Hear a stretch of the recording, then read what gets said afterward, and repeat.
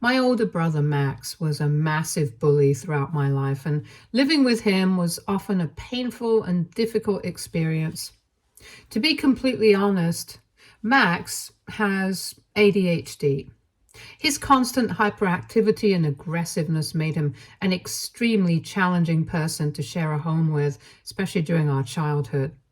When I was born, Max was already 5 years old, and his reaction to my arrival was far from warm or welcoming.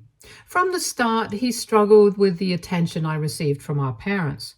Now, it's not uncommon for older siblings to feel jealous or displaced by a new baby, but Max's feelings ran particularly deep. He would throw full-blown tantrums whenever my parents spent any time with me, as though my mere existence was an offense to him. All I remember throughout my childhood was my brother stealing all my toys.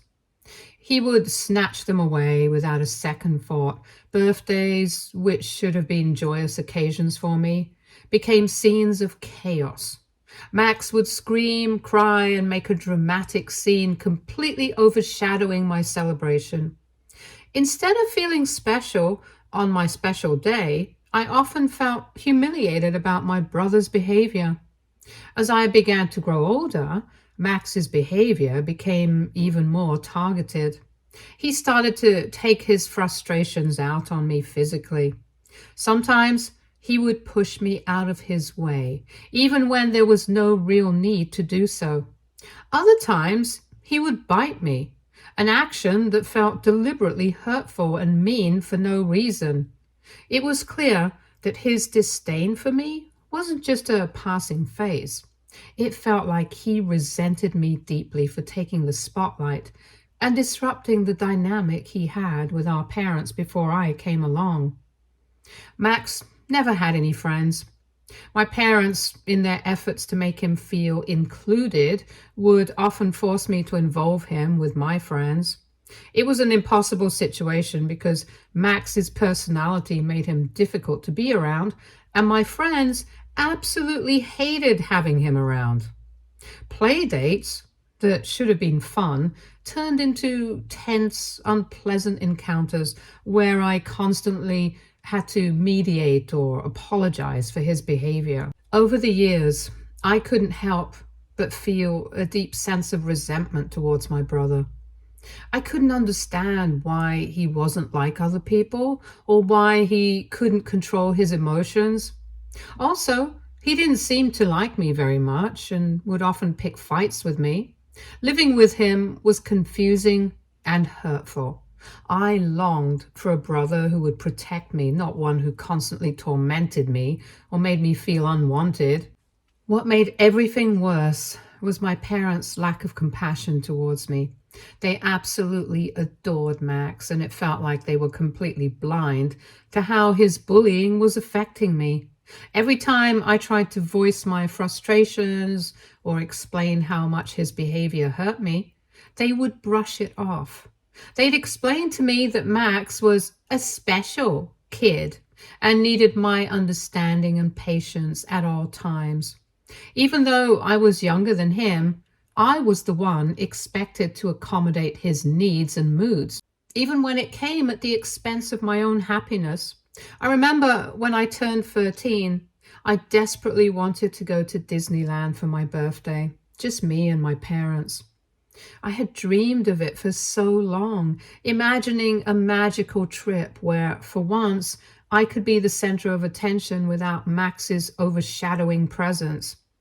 I spent days begging my parents, trying to convince them to make it a special trip just for the three of us. After a lot of pleading and negotiating, they finally agreed. The plan was set. Max would stay with our grandparents for 3 days, and I'd finally have my moment.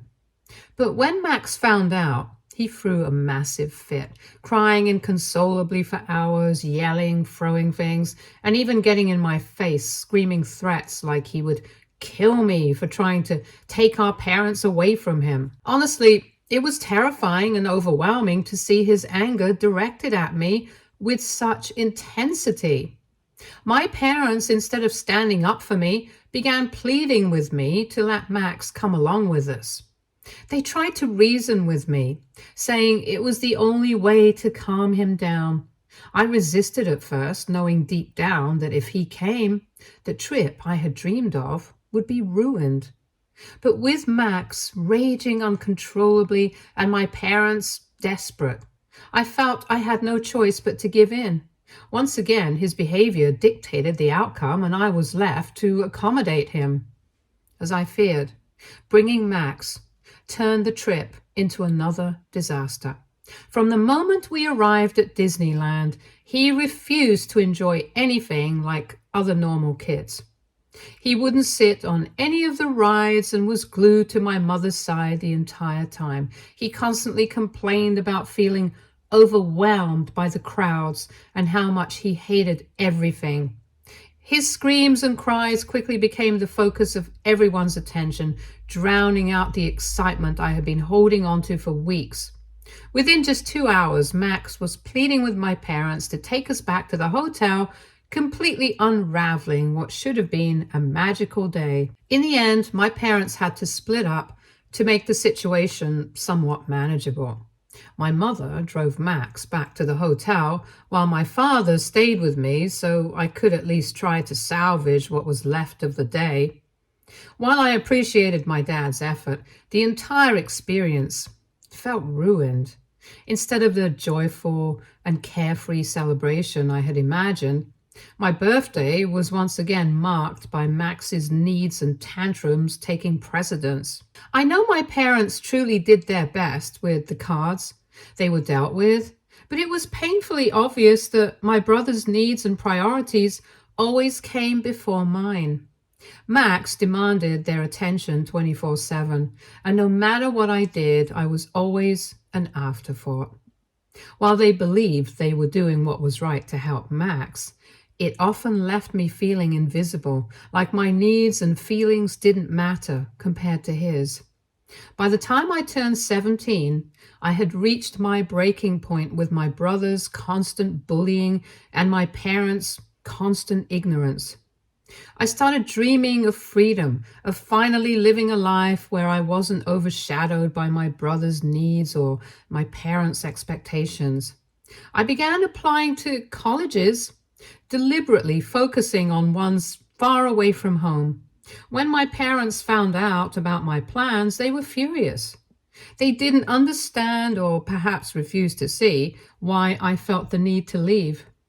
They urged and practically begged me to stay in our hometown. They argued that Max needed me, that I was his sibling and had a responsibility to be there for him. I argued that I did not care about Max and that I would continue applying for faraway colleges no matter what they felt. This is when my parents revealed that the real reason they wanted me to stay was because of their plan. After their retirement, they intended to travel and enjoy their lives, while they expected me to take over 100% responsibility for Max. They told me how they had been sacrificing their life for years, so it would eventually be my time to step up. First of all, I had never been consulted about my parents' long-term plan, nor had I ever given them any reason to believe I'd be willing to take responsibility for my brother.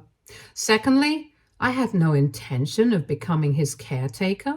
I wasn't his parent, and I felt it was unfair and unreasonable for them to expect that from me.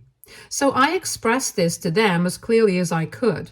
I suggested that they could still enjoy their retirement and go on cruise trips without my brother if they made other arrangements, such as hiring a full-time caretaker or teaching Max to be more independent, at least for a few days at a time. My mom argued back that Max would never be comfortable with a caretaker, and insisted that he required 24/7 monitoring, which could only be done by a family member, meaning me. My dad agreed, going as far as to call me selfish for not agreeing to their ridiculous plan. Their comment stung deeply. As if that wasn't enough, my dad then revealed that the whole reason They even had me, their second child, was so I could eventually grow up and take care of Max in the future. I froze. My mind reeled as the weight of that revelation settled over me. I stared at them in silence, my eyes wide with disbelief. My mom quickly jumped in, scolding my dad for sharing that secret and telling him to apologize for saying such a thing. She then tried to backtrack, claiming he didn't really mean it, and that, of course, they loved me too. But her words felt hollow. The damage was done. I couldn't unhear what he had said, and it was then that I finally understood why I had always felt invisible compared to my brother. The idea that my existence had been framed as a solution for Max's care rather than as my own person with my own aspirations was devastating. My mom kept insisting that Max needed help, and as part of the family, I had a duty towards him. She even argued that going to college far away wouldn't improve my life in any way, claiming that staying in our hometown instead was the better option. Living at home, she reasoned, would save me money on rent and other expenses. I understood that Max had a condition, but did that mean I wasn't entitled to a life of my own? Did I have to forfeit my future just because he existed? The thought was suffocating. I didn't say much to my parents at that moment, knowing it wouldn't help to change their minds. But inwardly, I felt more resolute than ever to leave.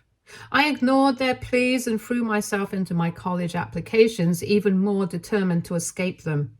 It wasn't easy, but I worked tirelessly, and in the end, my efforts paid off. I finally got into a good enough college to make it worth the leap. Obviously, when I shared the news with my parents, they were furious.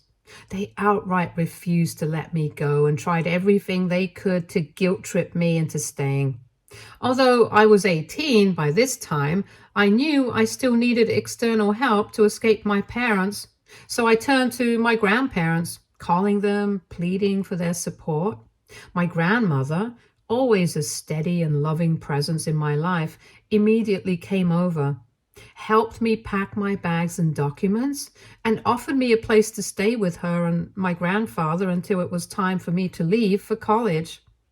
But my parents didn't stop there.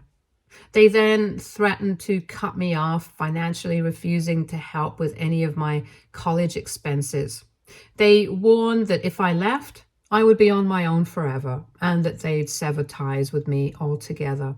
But even then, I did not bow down. I took out a student loan to fund my education. On top of that, my grandfather stepped in, offering to cover part of my expenses with his retirement savings. It broke my heart to accept his help, knowing how hard he and my grandmother had worked for that money. They were doing what my parents should have been doing, offering love, encouragement, and financial support. The next 4 years of my life were a blur of hard work and determination. College was challenging, not just academically, but emotionally. While most of my classmates had supportive parents and enough money to party or go out, I did not have the same privilege. I spent almost every day studying as hard as I could. To support myself financially, I even took on a part-time job as a server, juggling long shifts and late nights with my coursework. Those years weren't easy, but I pushed through because I knew I had no other choice. Meanwhile, my parents never reached out to me, not even once, to see how I was doing or if I needed any help. The silence from them was deafening. Sometimes I questioned my worth, wondering if I truly deserved to be abandoned like this by the very people who were supposed to love me unconditionally. But even then, I refused to give up and told myself that as long as I kept going, I'd eventually build a life for myself. After graduating, I was incredibly fortunate to land an amazing job. It was the opportunity I had been working so hard for, and it felt like the first real reward for all the sacrifices I had made over the years.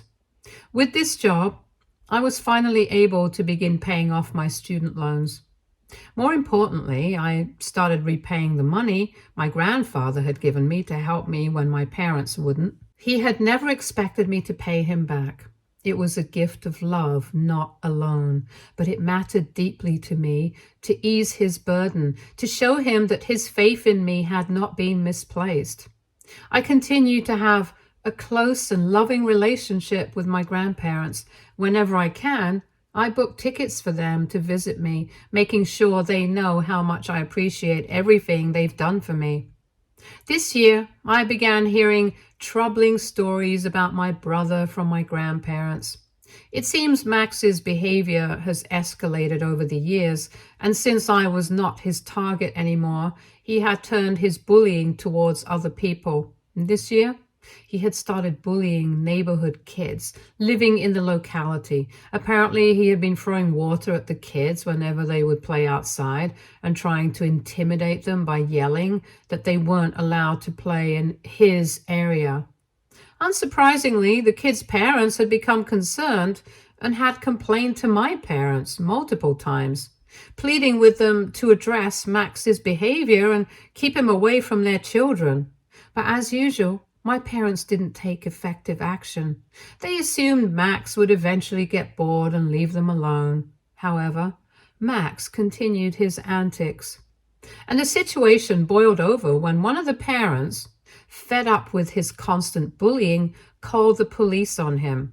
When the police arrived, they saw Max throwing water at one of the kids and yelling at her to run for her life. Immediately, Max was arrested for harassing minor children. My parents protested, but the police scolded them as well for not keeping Max in check. While this news has shocked some in the family, it doesn't surprise me at all.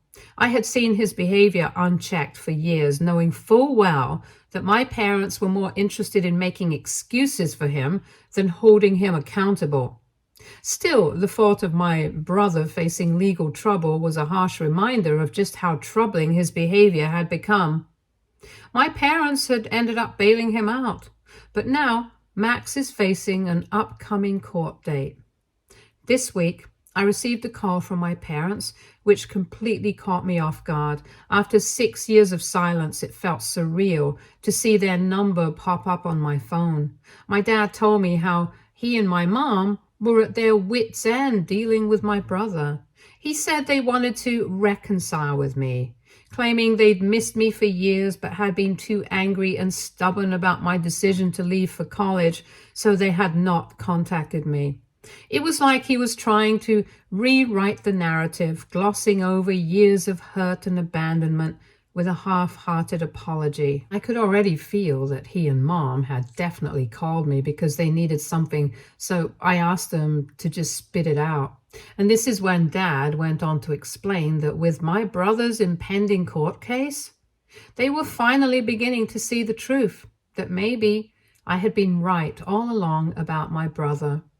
My dad admitted, albeit reluctantly, that my brother was in fact a bully. He had become worse over the years since I was gone and had been getting into more and more trouble. Dad told me how he and Mom had talked and now they felt sorry for everything I had gone through and admitted that they should have listened to me more. He told me that they were now finally willing to send Max to therapy so he could get the help he clearly needed. Hearing those words from him felt almost surreal, especially when I had spent so much of my childhood begging him and Mom to take action against my brother, only to be dismissed or told to understand Max's behavior. Dad continued to say they wanted to meet with me and apologize in person if I was willing to listen. And this is when I told my dad, as calmly as I could, that while I was glad to see them finally giving my brother the help he needed, the truth was, I just didn't care anymore. Too much time had passed without them even bothering to contact me, and over the years, I had come to terms with their absence and built a life that no longer included them. I wasn't willing to ever reconcile with them now. My dad then tried to push back, urging me to reconsider. AITA if I don't reconcile with my family? especially after the way they have treated me for years. Update 1. To clarify a few things, because I can't reply to everyone in the comments. For anyone asking, no, my brother was never bullied. He went to a very well-monitored school. His teachers were great and took excellent care of him, and my parents were always involved in his life, checking in on him regularly. There's no way my brother was somehow bullied at school, and that is why he took out his anger on me. The truth is, his problems were never about external factors. They were about how he was allowed to behave at home. He was mean to me constantly, and my parents let him get away with it. If he bit me or slapped me, he faced no repercussions about it. Meanwhile, I was always expected to pacify him or be more understanding about his behavior. As for why Max was never sent to therapy, the simple truth is that therapy has always been too expensive for my parents to even think about. And on top of that, my mom has always had this possessive attitude when it came to Max. She never allowed him to spend much time with anyone but her, as she believed that only she understood all his needs. As a result, Max is overly dependent on my mom, and she is the one who makes any decisions regarding him. Anyways, now that I have gone through all the comments under my post, it's clear to me now why my parents are reaching out after all this time. The answer is obvious. They probably need my help with my brother's upcoming case. I think they might want me to offer a character reference for him if it comes to that. Or maybe they're hoping I can assist with the lawyer's fees since I earn well and they might be aware of it. I know after all these years, it cannot just be about reconnecting. It feels more about their desperation to fix things, especially with the legal trouble Max is facing. They need someone to back him up. And I suspect they think I can be that person. I'm sure they want me to step in and be the good daughter who helps them fix their mess. But I'm not going to be doing that. Update 2. For everyone asking how my grandparents feel about my parents wanting to reconnect with me, they're not exactly thrilled about it. Over the years, they don't really talk much with my parents, especially after everything that happened when I was kicked out and wanted to go to college. Since then, the relationship between them has been strained and they've mostly kept their distance. The only reason my grandparents have stayed in contact with my parents at all is because they have to sometimes help out with Max, whether it's babysitting or taking care of him when my parents need assistance. My grandparents know exactly what Max is like. They've seen it firsthand. His bullying, his behavior, and they're disappointed in how my parents have handled everything over the years. They've always been supportive of me, but when it comes to Max, they've never been blind to his actions or excused them.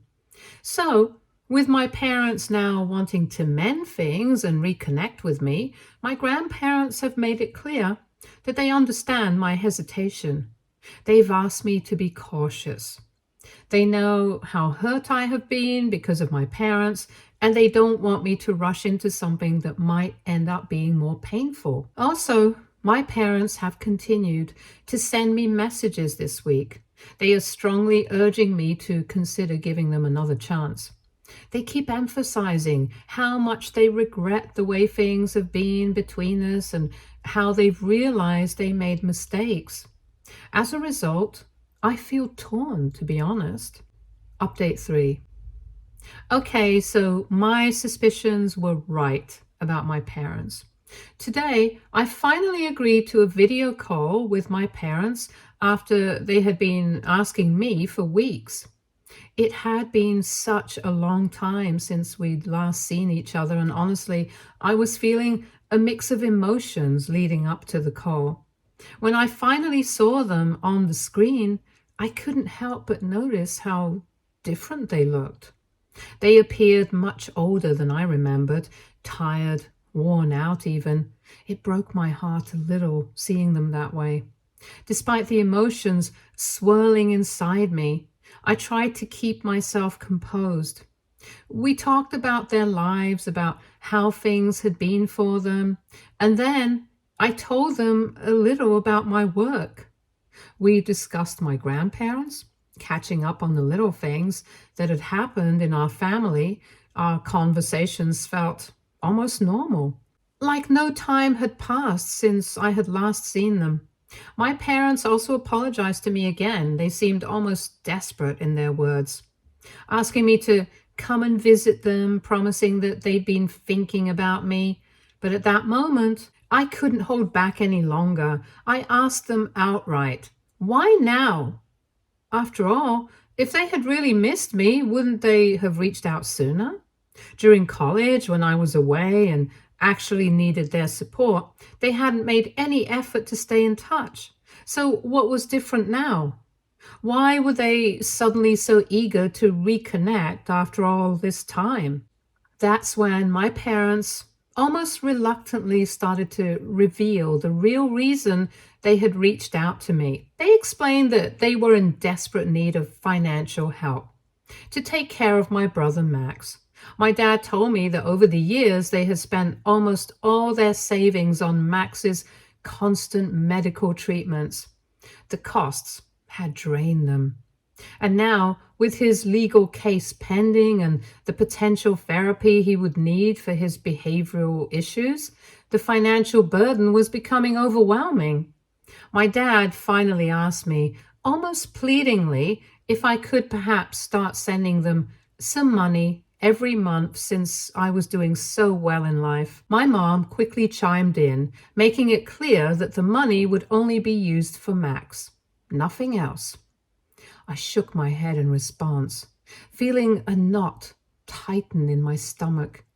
I asked them, voice trembling with frustration, do you seriously think I would just send you my hard-earned money to spend on Max? I was struggling to hold back my anger. No matter how much you need it, how could I possibly help you with him? He's the one who bullied me all those years. He's the one who made my life hell. He's the one who ruined every single birthday celebration I ever had. My voice cracked as I continued.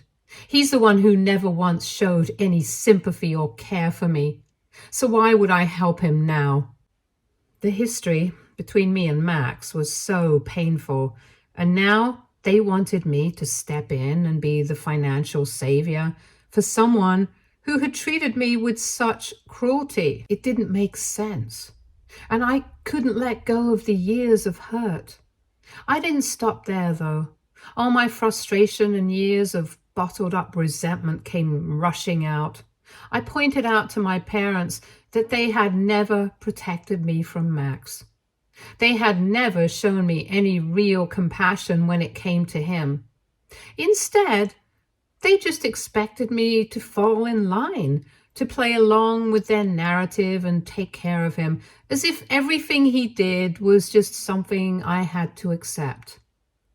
I was a child, and I needed their protection, but they had failed me multiple times. I pointed out that even though Max has ADHD, it doesn't mean he shouldn't be held accountable for his actions now that he's a grown man. I blamed my parents and made it clear that if they had actually gotten him proper help back when he was younger, maybe things would have been different today.